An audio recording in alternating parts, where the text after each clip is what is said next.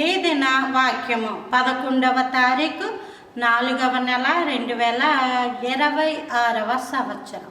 మన దేవుడు ఇస్తున్న చక్కటి మాట సామెతల గ్రంథము 15వ అధ్యాయము 6వ వచనం.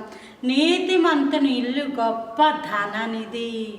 అంటే ఏంటి? వాళ్ళ ఇంట్లో బంగారం, వెండి, ఐశ్వర్యాలు, పగడాలు, వజ్రాలు, డబ్బు ఇవన్నీ ఉంటాయా అండి అంటే ధనము రెండు రకాలు.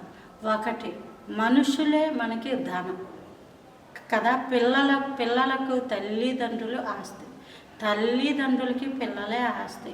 చక్కటి జీవితం జీవిస్తున్న వాళ్ళు భార్యాభర్తలు అనుకుంటారు, నీవే నా ఆస్తి, నీవే నా ధనం, నీవే నా ధనం, నీవే నా ధనం అనుకుంటారు. అలాగా లోకంలో మనుషులు ఒక ధనమైతే నిజమైన ధనం, తరిగిపోని ధనం, విడువని ఎడబాయిని గొప్ప ధననిధి ఎవరంటే దేవుడు. హల్లెలూయా! దేవుడే మన యొక్క ధననిధి. డబ్బులుంటే అవసరాలు తీర్చబడవు, డబ్బులు ఉన్నంత మాత్రం రోగాలు తగ్గిపోవు, డబ్బులు ఉన్నంత మాత్రాన కడుపు నిండా ఆహారము తినలేము. దేవుడే శాంతి, సమాధానం, ఆరోగ్యము, మంచి పేరు, ప్రఖ్యాతలు, ఉన్నతమైన స్థలాలు, చక్కటి మంచి విషయాల్లో ప్రభువారు మనల్ని ముందు పెట్టడం, అవమానాలు రాకుండా కాచి కాపాడడం, ఇదంతా ధనము కాదంటారా? నీతిమంతుని ఇల్లు ధననిధి. అంటే ప్రభువారు ఉంటారు.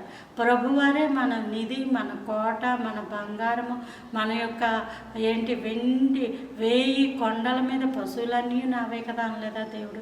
వెండి నాది, బంగారం నాది, మీరేం తెస్తారో నా యొద్దకని అడగలేదా? దహన బలులన్నీ దేవుడివే కదా.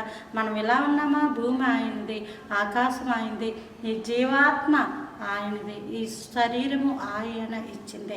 ఇలాంటి దేహంలో ప్రభువారు వచ్చి ఉన్నారంటే అదే మనకి గొప్ప ధననిధి. దేవుడే మన ఆస్తి. Praise the lord.